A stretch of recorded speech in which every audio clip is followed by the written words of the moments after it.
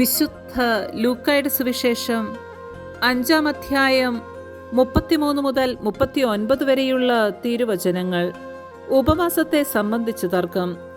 അവർ അവനോട് പറഞ്ഞു, യോഹന്നാന്റെ ശിഷ്യർ പലപ്പോഴും ഉപവസിക്കുകയും പ്രാർത്ഥിക്കുകയും ചെയ്യുന്നു. ഫരിസിയരുടെ ശിഷ്യരും അങ്ങനെ തന്നെ. എന്നാൽ നിന്റെ ശിഷ്യർ തിന്നു കുടിച്ചു നടക്കുന്നു. യേശു അവരോട് മറുപടി പറഞ്ഞു, മണവാളൻ കൂടെയുള്ളപ്പോൾ മണവറ തോഴരെ കൊണ്ട് ഉപവസിപ്പിക്കുവാൻ നിങ്ങൾക്ക് കഴിയുമോ? എന്നാൽ മണവാളൻ അവരിൽ നിന്ന് അകറ്റപ്പെടുന്ന ദിവസങ്ങൾ വരും, അപ്പോൾ അവർ ഉപവസിക്കും. അവൻ അവരോട് ഒരു ഉപമയും പറഞ്ഞു. ആരും പുതിയ വസ്ത്രത്തിൽ നിന്ന് കഷ്ണം കീറിയെടുത്ത് പഴയ വസ്ത്രത്തോട് ചേർക്കാറില്ല.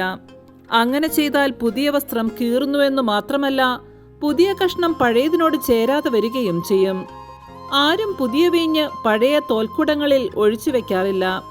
അങ്ങനെ ചെയ്താൽ പുതിയ വീഞ്ഞ് പഴയ തോൽക്കുടങ്ങൾ ഭേദിച്ച് ഒഴുകിപ്പോവുകയും തോൽക്കുടങ്ങൾ നശിക്കുകയും ചെയ്യും. പുതിയ വീഞ്ഞ് പുതിയ തോൽക്കുടങ്ങളിലാണ് ഒഴിച്ചു വെക്കേണ്ടത്.